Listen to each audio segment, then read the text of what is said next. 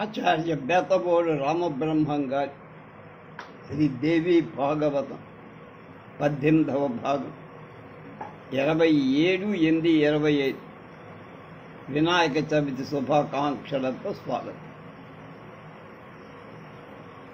వ్యాసుడు జనమేజయుడికి చేసిన కర్మ ప్రభు. జనమేజయ, ఏం చెప్పమంటావయ్యా? అన్నింటికీ ఒకే ఒక కారణం కర్మ. దాని గతి విలాసాలు చూసుకోవటం దేవతలకే సాధ్యం, ఇంకా మానవుల సంగతి చెప్పాలయ్యా. రాజన్ కిమేవ తద్వక్తం కర్మాణం గహనో గతి దుర్జ్ఞేయ కిల దేవానాం మానవానాంచ కా కథ. మానవుల సంగతి కా కథ అంటే ఏం చెప్తావు? ఈ త్రిగుణాత్మకమైన జగత్తులో దేని పుట్టుకైనా కర్మానుసారమే జరుగుతుంది అనడంలో సందేహం లేదు. జీవులు అనాది నిర్ధనులు, కర్మబీజ సముద్భవం. రకరకాల జన్మలెత్తుతారు, పుడతారు, గిడుతారు, అంతా కర్మ అనుసారమే జరుగు. కర్మరహితంగా దేహ సంయోగం ఉండదు. శుభ అశుభ శుభాశుభ మిశ్రమంగా కర్మలు 3 విధాలుగా ఉంటాయి. వీటినే పుణ్యకర్మలు, పాపకర్మలు, పాప పుణ్య సమ్మిశ్రిత అంటే కూడినటువంటి కర్మలు అంటారు. జనమేజయ, ప్రతి జీవికి సంచిత కర్మ పూర్వజన్మలో సంపాదించుకున్నది, ప్రారబ్ధ కర్మ ఇప్పుడు ఈ జీవితంలో సంపాదించుకున్నది, ఆగామి కర్మ రాబోయే కాలానికి చెందింది అని కర్మలు 3 రకాలు తప్పవు. సుఖ దుఃఖాలకు ఇవే కారణం. ముసలితనం, శోకం, హర్షం, మృత్యు, కామక్రోధాది అరిషడ్వర్గం ఇవన్నీ దేహగత గుణాలుగా కనపడతాయి. కానీ వీటన్నిటికీ మూలం కర్మమే. ప్రాణికోటిలో చరాచర జగత్తులో ఏదైనా సరే పుట్టటం మొదలుకొని గిట్టటం వరకు ప్రతి సంఘటన, ప్రతి ఆలోచన, ప్రతి కదలిక కర్మ ఫలమే. బ్రహ్మాది దేవతలు, సూర్యచంద్రుడు అంతా కర్మకు బద్ధులై సంచరించేవాడు. కర్మ అనాది నిర్ధనం అంటే ఆది అంతం లేనిది. అది ఎప్పుడు నిత్యం, ఎప్పుడు ఉండే. ఈ దృష్టితో జగత్తు నిత్యమా అనిత్యమా అనే చర్చ ప్రాచీన కాలం నుంచి జరుగుతుంది. ఇప్పటికీ మునీశ్వరుడు ఆ తర్కంలోనే మునిగివరు. మాయావరణలో చిక్కుకుంటే జగత్తు నిత్యంగానే కనపడు. కారణం ఉండగా కార్య అభావం, కార్యం జరగకపోవటం ఎలా ఉంటుంది? అన్నింటికీ అన్ని వేళల మాయ అనేది నిత్యతాకారం. ఈ జగత్తంతా కర్మ నియంత్రితమై తిరుగు. విష్ణుమూర్తి అంతటి వాడు గర్భవాసాలు చేస్తాడు. వైకుంఠ భోగాలు వదిలి మత్స్యాది క్షుద్ర జంతువులుగా గర్భవాస దుఃఖం అనుభవించాడు. అంటే కర్మ కాకపోతే ఏమిటి? మలమూత్రాలతో నిండిన గర్భకోశం 9-10 నెలల పాటు నివసిస్తూ నరకాన్ని ఎవడైనా కోరతాడా? ఇదేమైనా వన విహారమా? జలకాలాట, హంసతూలిక తల్పమా? కూరుకోవడానికి కాళ్ళు చేతులు మునగదీసుకొని అధోముఖంగా పడుకునే అవస్థ తెలిసిన వాడెవ్వడూ కోరుకో. అయినా విష్ణుమూర్తి మానవ గర్భవాసాన్నే కాదు, పశుపక్షాదుల గర్భవాసాన్ని కూడా అవతారాలు అనుభవిస్తున్నాడంటే అదొక కర్మ. మహారాజా, గర్భవాసాన్ని మించిన నరకం మరొకటిదే 3 లోకాల్లో కూడా లేదు. అందుకే దానికి భయపడి తపస్సులు అతి తీవ్ర తపస్సులు ఎప్పుడు చేస్తారు. మనస్సులు రాజ్యాలలో భోగభాగ్యాలను విడిచి వనవాసానికి పరుగులు తేయటం కారణం అది. గర్భవాసోత్సరో నరకో భువనత్రయీ తద్భీతాశ్చ సరకుర్వతి మునయో దుస్తరం తప. మలమూత్రాలు, క్రిమికీటకాలు, జఠరాగ్ని, వపా దుర్గంధం నీటితో నిండిన గర్భకోశంలో నివసించటం కన్నా సంకెళ్లతో చెరలో ఉండటం చాలా సుఖం. క్షణకాలం ఉండాలంటే నీ ఒళ్ళు గగురు పోడుస్తుంది. 10 నెలలు ఉండటం ఎంత దుఃఖమో పోని ఎలాగో గడిచాయనుకుంటే దాని నుంచి బయట పడటం మరీ దుఃఖం. అతి దారుణమైన యోని యంత్రంలో నలిగిపోతూ బయటకు రావ.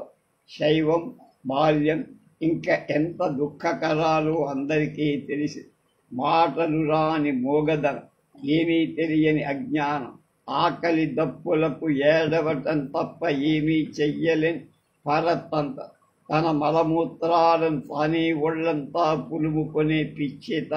బిడ్డ ఎందుకు ఏడుస్తున్నాడో తెలియ తల్లి వేదన పడడం, శిశువు ఆరోగ్యం కోసం తాను మందులేసుకుంటూ పశ్చాలు చేయి. అబ్బో, బాల్యంలో దుఃఖాలు ఎన్ని అన్నీ కావు. ఏ సుఖం ఉంది కనుక గర్భవాసాన్ని కోరుకోవాలి. విజ్ఞుడెవడైనా కోరుకుంటాడా? అయినా సుఖాలు దుఃఖాలు మన చేతిలో.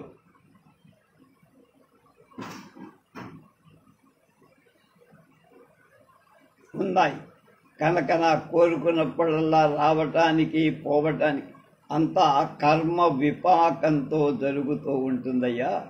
అవశ్యమేవ భోక్తవ్యం కృతం కర్మ శుభాశుభం అని భగవద్గీతలో కృష్ణుడు చెప్పాడు కదా. కనుక దేవతలతో సహా ప్రాణికోటికి ఇది తప్ప. జనమయ్యయ్య, తపస్సు, దాన ధర్మాలు, యజ్ఞయాగాలు ఆచరించటం ద్వారా మానవుడు ఇంద్ర పదవి పొందుతాడు. ఆ పుణ్యం క్షీణించిపోతే అక్కడి నుంచి స్వర్గం నుంచి కింద పడిపోక తప్పదు, మళ్ళీ భూమి మీదకి రాదు. విష్ణుమూర్తి రామావతారం ధరించిన దేవతలు వానరులుగా అవతరించి సహకరించారు కదా.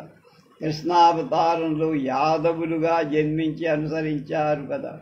అలా ప్రతి యుగంలో విష్ణుమూర్తి అవతారాలు ధరిస్తాడు, ధర్మ సంరక్షణ చేస్తూ ఉంటాడు. అదొక ధర్మచక్రం. రాక్షసులను తానే స్వయంగా సంహరించడం విష్ణుమూర్తికి కర్తవ్యం. అందుకోసం ధరించిందే కృష్ణావతారం. ఆ కథ అడిగావుగా, చెబుతా విను.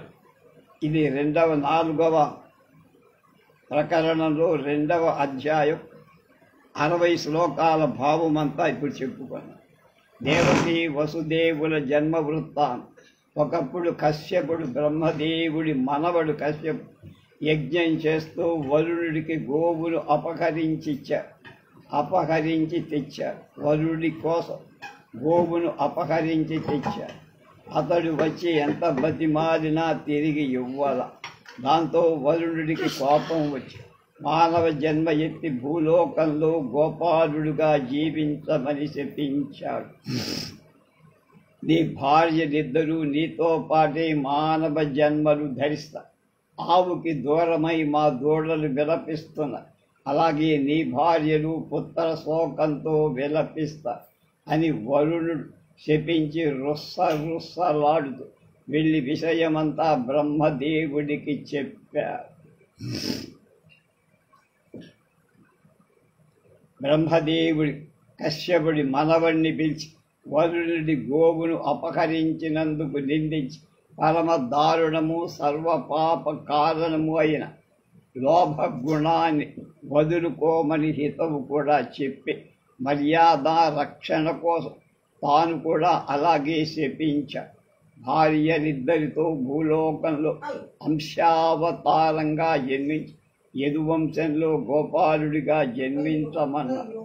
అలాగే కశ్యపుడు వసుదేవుడుగా, అతడి భార్య అదితి దేవకీదేవిగా, మరొక భార్య సురస రోహిణీదేవిగా జన్మించారు.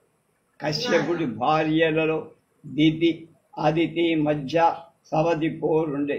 ఎప్పుడు పొట్లాడుకునేవి.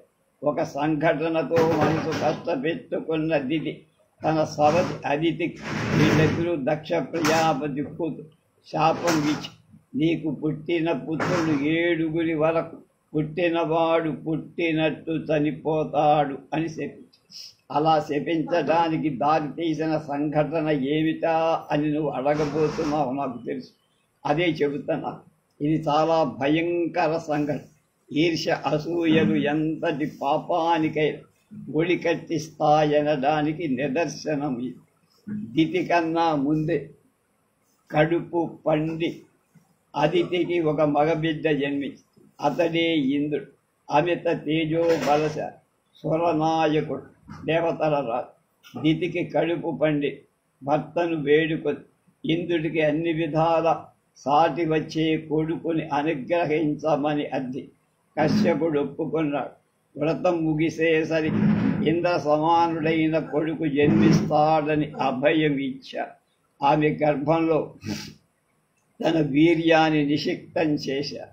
గర్భిణిగా ఉన్నప్పటికీ నేల మీద పడుకోవడం, శుచిని పాటించడం మొదలైన వ్రత నియమాలను నిష్ఠతో ఆచరించింది దితి.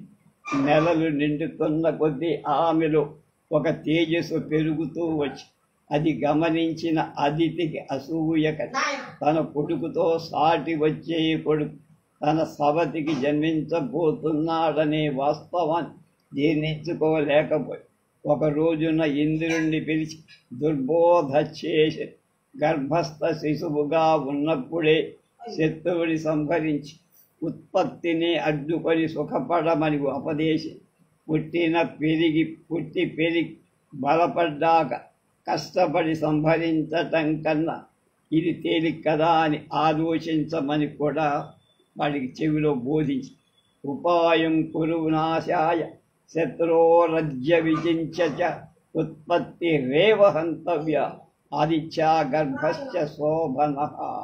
శత్రువు అంకురించాడు అంటే క్షయరోగంలా వృద్ధి చెందుతా వ్యాపిస్తా తెలుసుకో.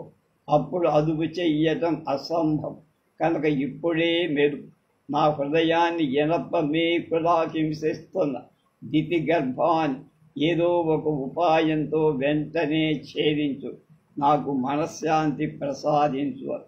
కన్న తల్లి ప్రబోధాన్ని ఒప్పుకున్నాడు ఇంద్రుడు. తనకు కూడా అవసరం గుర్తించాడు. సరే అని బయలుదేరాడు. సవతి తల్లి దగ్గరికి వెళ్ళాడు. సవినయంగా భక్తితో పాదాభివందనం చేసి, అమ్మా ఎంత నీరసంగా ఉన్నావో చూడు, అసలే వట్టి మనిషివి కావు, పైగా ఈ వ్రత నియమాలు చూస్తూ ఊరుకోలేక ఏదో ఇంతైనా సేవ చేద్దామనిపించి ఇలా వచ్చి చెప్పమ్మా ఏం చెయ్యమని. నువ్వు పరమ పతివ్రతవు, నీ పాదసేవ చేస్తే నాకింత పుణ్యం పురుషాలు, గురు శుశ్రూష వల్ల ఉత్తమ గతులు లభిస్తాయంట. నిజం చెబుతున్నానమ్మా, నీకు మా అమ్మకు నా దృష్టిలో తేడా లేదు ఒట్టు అంటూ పక్కనే కూర్చొని కాళ్ళు పిసకటం మొదలుపె. గురు శుశ్రూషణాత్ పుణ్యం లభతే గతిమక్షయ నమే కిమసి భోయదోస్తి తథాదిత్యాశపీకిల. నా పిచ్చి తల్లి ఆ మాటలు విని విశ్వసించి బాగా నీరసబడి ఉందేమో.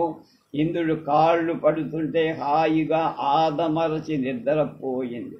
అది అదననుకున్న ఇంద్రుడు యోగ విద్యాబలంతో సూక్ష్మ రూపం ధరి దితి గర్భంలోకి ప్రవేశించి తన వజ్రాయుధంతో గర్భ శిశువును 7 ముక్కలుగా కని శిశువు దారుణంగా విలపిస్తుంటే ఒకవైపు ఊరడిస్తూనే 7 ముక్కలను మళ్ళీ 2 ముక్కలుగా తరిగిపోకుండా యువతలకి వచ్చారు.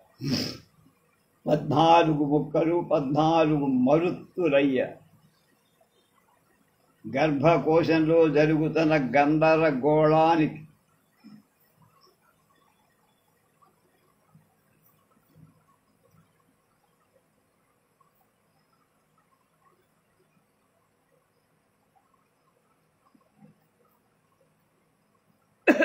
దితి మేలుకొని దారుణంగా విలపించి తల్లి కొడుకులు చేసిన నయవంచనను గ్రహించి కోపావేశంతో ఇద్దరినీ శపి ఇంద్రుడి త్రిలోకాధిపత్యం నశించుగా నా గర్భస్థ శిశువులు 7 ముక్కలు చేయించింది కనుక అదితి సంతానం పుట్టగానే 7 నశిస్తారు గాక, కాలాగార దుఃఖం అనుభవించుగాల గాక, పుత్ర శోకంతో కృషించుగాక అని శపించింది.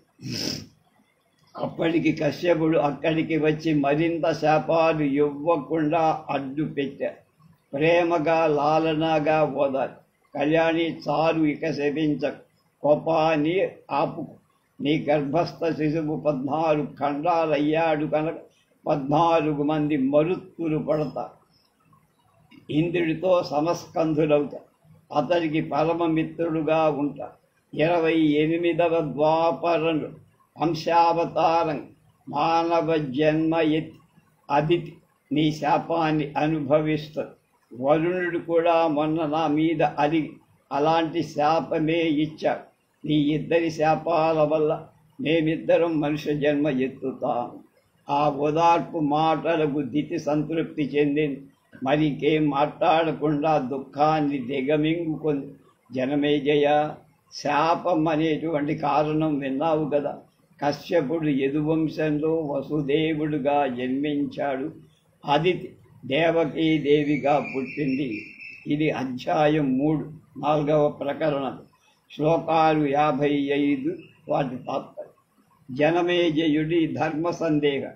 ఈ కథ విన్న జనమేజయుడికి మతిపోయి ఏది ధర్మం ఏది అధర్మం, ఎవరిని నమ్మాలి, ఎవరిని ఆదర్శంగా తీసుకోవాలి, అంతా గందరగోళంగా అగమ్య గోచరంగా ఉంది. మహర్షి, ఏమిటి నువ్వు చెప్పింది? మహానుభావ, మహామతి, వ్యాస మహర్షి, చాలా ఆశ్చర్యంగా ఉందయ్యా నువ్వు చెప్పిన వృత్తాంతం. ఈ సంసారం సృష్టి అంతా ఒక పెద్ద పాప కూపం అనిపిస్తుంది. దీని బంధనాల నుంచి ఎవడు తప్పించుకోలేడు. కశ్యపుడంతటి వాడు దిక్పాలుడి గోవును అపహరించడమేమిటి? త్రిలోకాలకు అధిపతి అయ్యుండి అతడి కొడుకు దేవేంద్రుడు ఇంతటి జుగుప్సితమైన పని చెయ్యటమేమి? గర్భంలో ప్రవేశించి పిండాన్ని ఖండాలు ఖండాలు చెయ్యటమేమి? పరమ దారుణంగా అనిపించట్లేదా? పైగా సేవ కోసం వచ్చానని ఒట్టేసి మరీ చెప్పి నమ్మించి మోసం చెయ్యటం, గర్భశోకాన్ని కలిగించటం ఎంత దారుణ విషయం. ధర్మానికి శాసకుడు, ముల్లోకాలకు రక్షకుడు అయిన ఇంద్రుడే ఇంతటి నీచానికి ఒడిగడితే ఇంకా ఈ లోకంలో ఎవరు ఏది చేస్తే మాత్రం తప్పేముంది? అందుకనే మనకి చెంచు లక్ష్మి సినిమాలో రేలంగి నారదుడి వేషంలో పాట పాడుతుంటే ఇవన్నీ ఆరుద్దరు రాసిన పాటలో ఇవన్నీ ఎండగడతారు. కురుక్షేత్ర మహాసంగ్రామంలో అందరూ దారి తప్పినవాడు. భీష్ముడు, ద్రోణుడు, కృపుడు, కర్ణుడు, ధర్మరాజు అంతా అందరూ ధర్మం తప్పారు. వీళ్ళందరికీ శ్రీకృష్ణుడి ప్రేరకుడు కావటం మరీ వింతగా. సంసారం నిస్సారమని తెలిసిన మహామేధావులే కదా వీళ్ళని దేవాంశ సంభూతులు అంటున్నావు, ముద్ర వేసేవాళ్ళకి ధర్మ తత్పరులు అంటున్నావు. అందుకేనా ఇంత నిర్జయంగా ప్రవర్తించారు? మానవుల కంటే కిరాతకుల కంటే కనిష్టంగా ప్రవర్తించారు. మహర్షి, వీరి కథలు విన్నాక ఇక ధర్మం అంట ఎవరికి దాని మీద ఆస్థ అంటే అభిప్రాయం, ధర్మం అంటే దాని మీద అభిరుచి ఎంతమంది కలుగుతుంది? ఎందుకు కలగా? ధర్మం ఇంత నీచంగా ఉంటే అన్నారు. ధర్మానికి ప్రమాణం ఏమిటి? ఇది ధర్మం అని దేన్ని ఎలా నిర్ణయిస్తా? ఎవరిని అనుసరించాలి?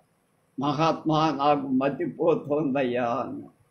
ఆప్తవాక్యం ప్రమాణం అనేటైతే అసలు ఆప్తుడెవడు? దేహధారి ప్రతివాడు విషయం మీద ఆసక్తుడే, అంటే ఏదో దాని మీద ఉంటాడు, రాగంతో ఉండేవాడే. ఆప్తవాక్యం ప్రమాణం చేదాస్త కహ పరదేవతాన్. పరదేహవాడు పురుషో విషయాసక్తో రాగి భవతి సర్వద. రాగం వల్లనే ద్వేషం పుడుతుంది. ఒకరి పట్ల రాగం ఉంది అంటే మరొకరి పట్ల ద్వేషం ఉన్నట్టే కదా. తన ప్రయోజనం దెబ్బతింటే కొందరి పట్ల రాగం, కొందరి పట్ల ద్వేషం కలుగుతాయి. ద్వేషం వల్ల అసత్య వచనం సంభవిస్తుంది. స్వార్థసిద్ధి కోసం భయంతో అబద్ధాలు ఆడటం తప్పనిసరి అవు. జరాసంధుణ్ణి చంపటం కోసం శ్రీ మహావిష్ణువంతటి వారు బ్రాహ్మణ అవతారం ధరించాల్సిన కర్మబడి అన్ని ధర్మాలు తెలిసి మోసం చేశారు కనుక బ్రాహ్మణ రూపంలో వచ్చి మత్స్య యంత్రాన్ని ఛేదించారు. ఇది నా బొంద యజ్ఞం, ఇంకా నా బొంద ఆయన అన్నమాట నేను చెప్పింది. ఇంకా నా బొంద యజ్ఞమేమిటి, ఇది బేతగోరు గారు రాసిన మాట. శమధమాలు ప్రాథమిక ధర్మాలు లేకపోయాక ఎందుకు చేయటం యజ్ఞాలు యాగా? పరలోక పదార్థం కోసమా, కీర్తిక, లేక మరింక దేనికోసం అయ్యా ఇవన్నీ చెయ్యటం అని పాపం బాధపడుతూ అడిగారు. ధర్మానికి 4 పాదాలని వేదం చెబుతోందంటారు. వాటిలో సత్యం మొదటిదని, శౌచం శుభంగా ఉండటం 2వది, దయ 3వది, దానం 4. ఇవే లేకపోయాక ఇక ధర్మం ఎలా నిలబడుతుంది? ధర్మం లేకపోయాక చేసిన పని ఆశించిన ఫలితాలు ఎలా ఇస్తుంది? ఇంతటి ప్రధానమైన ధర్మం ఎవరికి ఒక పట్టుదల కానీ, ఒక ధ్యాస కానీ, ఒక స్థిరమైన ఆసక్తి కానీ ఉన్నట్టు నాకు ఎక్కడా కనబడలేదు. ఇన్ని రోజులుగా చెబుతున్నావు. ధర్మహీన కృతం కర్మ కథం తత్ఫలదం భవే, ధర్మే స్థిరామతి క్వాపి న కస్యాపి ప్రతీయతే. మోసం చెయ్యటానికి ఉద్దేశపూర్వకంగా విష్ణుమూర్తి వామనుడవుతాడా? 3 అడుగుల భూమి అడుగుతాడా? వాడిని లోకానికి అడుగుల పాతాళ లోకానికి తొక్కుతాడా ఇచ్చిన పాపానికి? జగత్ప్రభు బలిచక్రవర్తిని మోసగించాడా? బలిచక్రవర్తి సామాన్యుడా? 100 యజ్ఞాలు చేశాడు. వేదాజ్ఞులు తూచా తప్పకుండా పాటించి ఏనాడు ధర్మం తప్పినట్టు ఎక్కడా లేదే. దానం అతడి శీలం, సత్యవాది, జితేంద్రియుడు. అంతటి వాణ్ణి అకస్మాత్తుగా అధపాతాళానికి తొక్కుతాడా? శ్రీమన్నారాయణుడు, మహర్షి, కృష్ణుడు, వ్యాసుడు, ఇంతకీ ఈ ఇద్దరిలో ఎవరిని జయించినట్లు? బహుపురాణ కర్తవు కదా, నువ్వే చెప్పాలి నా సందేహాలు. స్థానాత్ ప్రభ్రంశితో కస్మాత్ విష్ణునా ప్రభవిష్ణునా జితం కేన తయో కృష్ణ బలినా వామనేన. అందరికందరే అంటాడు వ్యాసుడి సమాధానం. జనమేదయ, నీ సందేహం బాగు. విజయం బలిచక్రవర్తిదే.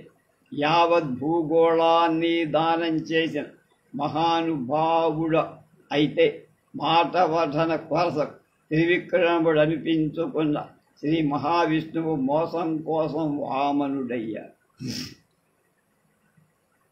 జితం వై బలినా రాజన్ దత్తాయేన చ మేదిని త్రివిక్రమోపి నామ్నాయ ప్రథితో వామనో భవేత్. చలనార్థమిదం రాజన్ వామనత్వం నరాధి. అంతేకాదు రాజేంద్ర, విష్ణుమూర్తి బలి చక్రవర్తికి ద్వారపాలకుడు కూడా అయ్యాడు. కర్మకారి. నువ్వన్నట్టు సకల ధర్మాలకు సత్యము. అయితే దేహధారులకు ఇది దుస్సాధ్యం.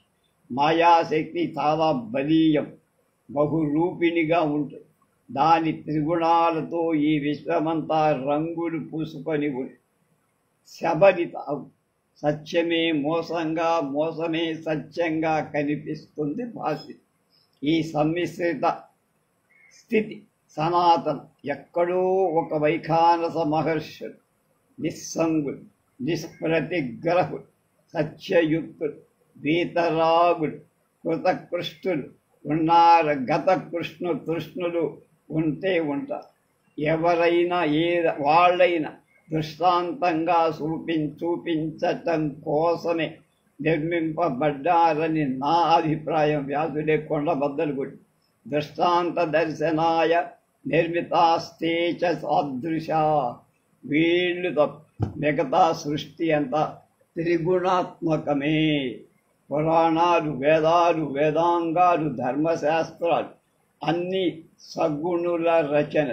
సగుణం నుంచి సగుణమే వస్తుంది, పుడుతుంది అని అర్థం తప్ప నిర్గుణం రాదు. అందుకే వీటికి ఏకవాక్యత ఉండదు. అన్నీ ఒక రకంగా చెప్పవు. ఏ పురాణం ఆ పురాణాలుగా. మానవ దేహం ధరించి మాయా మోహితుడైన వాడి ధర్మం పట్ల చిరచిత్తం ఉండదు. మనసు ఇంద్రియాల వెంట ఆసక్తమై పరుగులు తీస్తూ ఉంటాయి. కామక్రోధాది గుణాలతో ప్రేరితాలై రకరకాల స్పందన కలుగుతుంది. బ్రహ్మాది స్తంభ పర్యంత సకల విశ్వం మాయామోహితం. ఆ మాయ వీటితో క్రీడిస్తాం. ఇంద్రియాలు కోరుకుంది రాకపోతే, లభించకపోతే మనిషి వెంటనే పాల్పడే అసత్య దోషాన్ని, దానికోసం వంకలు వెతుకుతూ ఉంటాడు. కామక్రోధాదులను మించిన శత్రువులు ఎవరూ లేరు ఎక్కడ. ఇవన్నీ కలిసి మానవుణ్ణి పాప కూపంలో పడేస్తాయి. వీటికి వశుడైన మనిషి మరింక మంచి చెడ్డలను గురించి ఆలోచించడు. ఈ పని చెయ్యతగింది, అది చెయ్యకూడదు అనే వివేకం కోల్పోతాం. ఐశ్వర్యం చేకూరిందంటే అహంకారం బలపడిందన్నమాట. అహంకారం నుంచి మోహం వల్ల కట్టకడ చివరిదాకా మరణం జరుగుతుంది. ఈ సంకల్ప వికల్పాలకు కేంద్ర స్థానమైన మనస్సులో ఈర్ష్య, అసూయ, ద్వేషం, ఆశ, తృష్ణ, దైన్యం, దంభం, అధర్మం ఇవన్నీ ఆవిర్భవిస్తాయి. వీటికి అన్నిటికీ మూలమేమిటి? మోహం. ఐశ్వర్యవంతులు కొందరు అహంకారంతో, ఆర్భాటంతో పెద్ద పెద్ద ప్రదర్శనగా యజ్ఞయాగాలు చేస్తారు. దాన ధర్మాలు ఇస్తారు.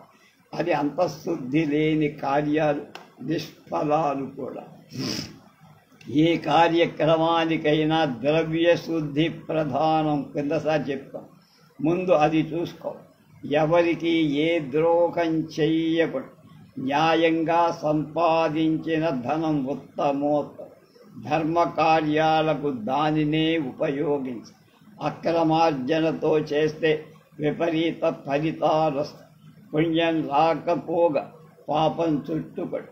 అలాగే యజమానుడికి, కర్తకి, ఋత్విజుకుడికి అంటే కారయితకి మనస్సులు నిర్మలంగా అప్పుడే యజ్ఞ ఫలం పరిపూర్ణంగా దక్కుతుంది.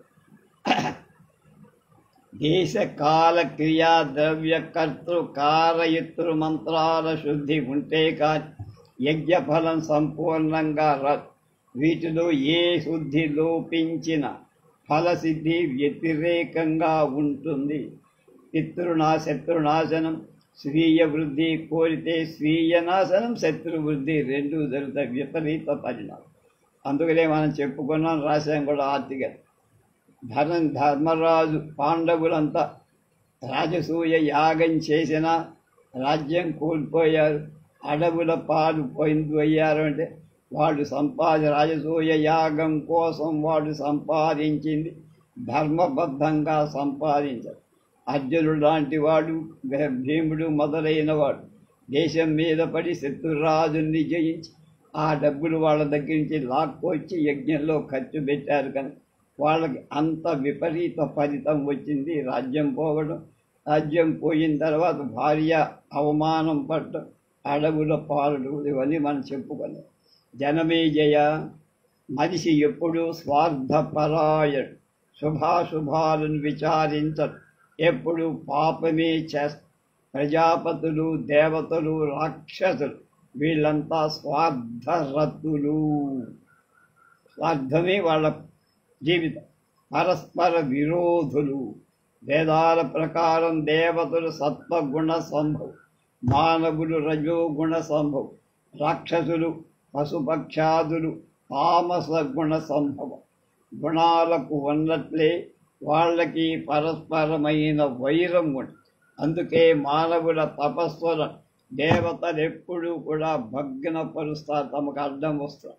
అసలు మౌలికంగా ఈ సంసారమే అహంకార సంభూతమైనప్పుడు రాగద్వేష రహితుడు ఎక్కడ దొరుకుతాడయ్యా? అహంకార సముద్భూత సంసారోయ యతో నృపః, సంసారోయం యతో నృపః. రాగద్వేష విహీనస్తు న కథం జాయతే నృప.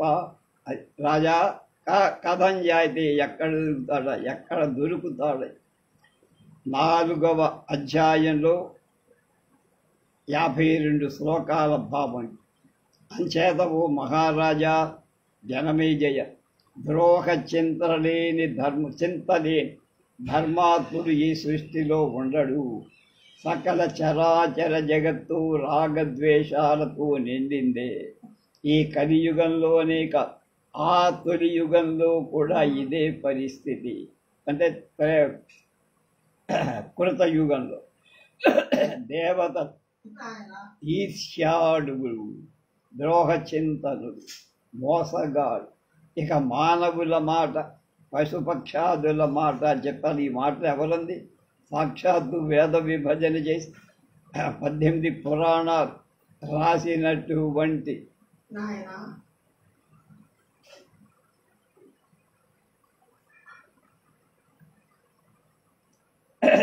వ్యాస మహర్షి. కనుక ద్రోహం చేసేవాడికి ద్రోహం చెయ్యటం అనేది సమానం, ఈక్వాలిటీ. అద్రోహికి, అతిశాంతుడికి ద్రోహం చెయ్యటం కలత, అంటే నీచం. ద్రోహపరే ద్రోహపరో భవేదితి సమానత. అద్రోహిణి తథా శాంతే విద్వేష కలత స్మృత.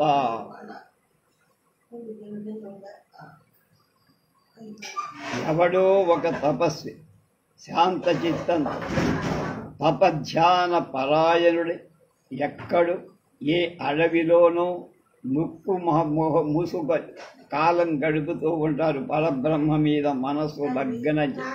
దేవేంద్రుడు పనిభూని వాడి తపస్సు కాస్త భంగపడుతుంది. దీన్ని ఏమన్నారయ్యా? నా నోటితో నేను చెప్పలేదు, నువ్వు చెప్పు అంట. యశ్చిత్ తాపసః శాంతో జపధ్యాన పరాయణ భవేత్ తస్య జపే విఘ్న కర్తా వై మఘవా అపరం. సజ్జనులకు ఎప్పుడు ఎక్కడైనా సత్యయుగం, అసజ్జనులకు అంటే దుర్జనులకు ఎప్పుడూ అది కలియుగం, మధ్యములకు మధ్య, ఎప్పుడో ఎక్కడో యుగానికి జగానికి ఒక్కడొస్తారు. సత్య ధర్మ ఆవిర్భవిస్తారు. మిగతా యుగాలు అన్నిట అందరూ ప్రధానంగా అధర్మ పరాయణులే. కొండ బద్దలు కొట్టడం అంటే నరనారాయణుల తపస్సు. ధర్మ సంస్థితికి పూర్వజన్మ వాసన ప్రధాన కాలం.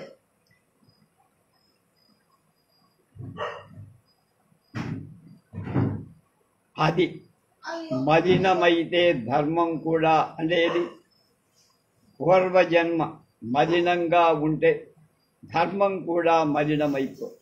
ఇప్పుడు ఒక వృత్తాంతం చెబుతా వినుమరి. పూర్వకాలంలో ధర్ముడు బ్రహ్మమానస పుత్రుడిగా జన్మించి సత్య సంపన్నుడై వేద ధర్మ నిరతుడై జీవిస్తూ దక్ష ప్రజాపతి కూతుళ్లను 10 మందిని పెళ్లి చేసుకొని గృహస్థాశ్రమాన్ని తీసుకొని వాళ్ళకి హరికృష్ణుడు, నరుడు, నారాయణుడు అది 9 కుమారులు జన్మించారు. హరి, కృష్ణుడు, నరుడు, నారాయణుడు. వాళ్ళు హరికృష్ణుడిద్దరూ నిత్యం యోగాభ్యాస పరాయణులై కాలం గడుపుతారు.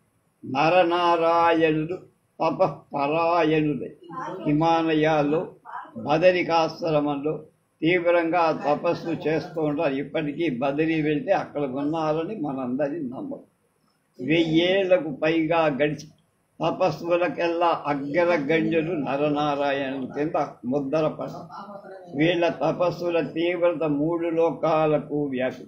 దేవేంద్రుడికి దడపు ఎలా భగ్నం చెయ్యటమా అని ఆలోచిస్తూ కాలం గడి చివరికి తానే రంగంలో దిగి అతి దారుణమైన కామ క్రోధ మోహాదులను వెంట పట్టుకొని గంధమాదనపై ఉన్న ఐరావతం బదరి ఆశ్రమం చేరి ప్రత్యక్షమైన బ్రహ్మ విష్ణువుల్లాగా అప్పుడే ఉదయించిన సూర్య బింబాల్లాగా తపస్తేజస్సుతో విరాజిల్లుతో నరనారాయణులను చూశారు. ఏమిటి వీళ్ళ పట్టుదల? తపస్సు ఏం చేద్దాం, దేని సాధిద్దామనుకున్నారు అని ఆలోచిస్తూ వాళ్ళ దగ్గరికి వెళ్ళారు. మహానుభావులారా, ధర్మస్థుతులు కదా మీరు. ధర్మరాజు కంటే యమధర్మరాజు మీరు చాలా తీవ్రంగా ఎందుకు తపస్సు చేస్తారు? ఏమిటి మీ మనస్సులో ఉంది, ఏం కోరి నీ కాంక్ష ఏమి, ఉత్తమోత్తమైన వరమిద్దాని పోయినొచ్చేది. ఇదంతా అబద్ధం. ఇవ్వకూడనిదే అయినా ఇస్తా, అంతగా సంతోషించాను మీ తపస్సుకి, కోరుకోండి అని. నారాయణుడు ఉలక్కలా పల. ఇంద్రుడు మళ్ళీ మళ్ళీ అదే ప్రకటించి స్థిరచిత్తులై ధ్యానంలో మునిగిపోయి ఆ జంట మురులలో చలనం కలగ ఇంద్రుడికి కోపం, రోషం, మాయా మోహిని సృష్టి వాళ్లపైకి ఉసిగొలిపారు. ప్రయోజనం కనపడదు. సింహాలు, పులులు, తోడేళ్లు సృష్టించారు. భయపెట్టాలని ప్రయత్నం, ఏం ఫలితం. చివరికి ఏం చెయ్యటానికి తోచక వరదానానికి లుబ్ధులు కాలేదు. సింహ శార్దూలాలకి భయపడ, మాయామోహినికి మోహితులు కాల. వీళ్ళ తపస్సు భంగపరచటం ఎలా అని అనుకుంటూ తిరిగి తన లోకానికి వెళ్ళిపోయాడు. బాగా ఆలోచన చేశాడు. జనమేజయ ఆదిశక్తి సనాతని సర్వలోకేశ్వరేశ్వరి పరాప్రకృతి అయిన మహావిద్యను నిష్ఠతో ఉపాసించాడు. ఎవరు ఏమీ చెయ్యరు. ఆమె ఉపాసించి ఆమె శక్తి పొందకుండా ఎవరు ఏం చెయ్యలేరని అర్థమైంది. దేవాసురుల మాయలన్నీ ఆ మహామాయ ముందు ఓడిపోవాల్సిందే. చినమాయలు పెదమాయ, పెదమాయను జనమాయ అని మాయా బజార్లు అన్నట్టు ఏం చేస్తాయి? మహామాయను ఉపాసించే వాళ్ళకి ఎవ్వరు ఏ విఘ్నాలు కల్పించదు. వాగ్బీజ, కామబీజ, మాయాబీజ మంత్రాలను జపించేవాళ్ళు ఎవ్వరూ బాధించలేరు. యన్మూలా సకలా మాయ దేవాసుర కృతాహచ్కిల ते కథం బాధితం శక్తా ధ్యాయంతి గత కల్వడు. అయినా దేవేంద్రుడు మోహితుడై ఇంకో ప్రయత్నం చేసి మన్మధుణ్ణి, వసంతుణ్ణి పిలిచాడు. రతీదేవితో, అప్సరలతో బదరికాశ్రమానికి వెళ్ళి నరనారాయణుడు కామం వైపు మళ్ళేట్టు చెయ్యమని ఆజ్ఞాపించి సుగంధ పరిమళాలతో, పూల బాణాలతో, వంపు సొంపుల ఉయ్యారాలతో వాళ్ళ మనసులు సమ్మోహితం చేసి లొంగదీయ. ఇది దేవకార్యం. నేను చెప్తున్నా, మన్మథ ఈ ప్రపంచంలో దేవ దానవ మానవ జాతులు నీ బాణాల, మన్మథ బాణాల తాకిడికి లొంగనివాడు ఎవడు ఉండడు. నీ శక్తి అమోఘం. బ్రహ్మ విష్ణు మహేశ్వరుడే కాదు, నీ అందానికి సాటి వచ్చే చంద్రుడు కూడా నీకు ఈ పూల బాణాలకు ఓడిపోవాల్సి. ఇక నారాయణుడు, నరుడు వాళ్ళెంతా నీ ముందు వాడు లెక్క. పైగా ఇంతమంది అప్సరస నీ వెంట వస్తున్నావు. నిజానికి ఒక రంభ, ఒక తిలోత్తమ, అసలు నువ్వు ఒక్కడివే సరిపో అని పప్పు కొట్టడం అంట. అలా అటువంటిది ఇంతమందితో కలిసి పెడుతున్నావంటే నువ్వు జయించుకొని వస్తావు, నాకు తెలుసు. జయం మంది, వెళ్ళిరా, కార్యం నెరవేర్చు, నువ్వు కోరిందల్లా నీకు బహుమతి ఇస్తా. నేను స్వయంగా వెళ్ళి ప్రయత్నం చేశా, నాకేం ఫలితం దక్కల.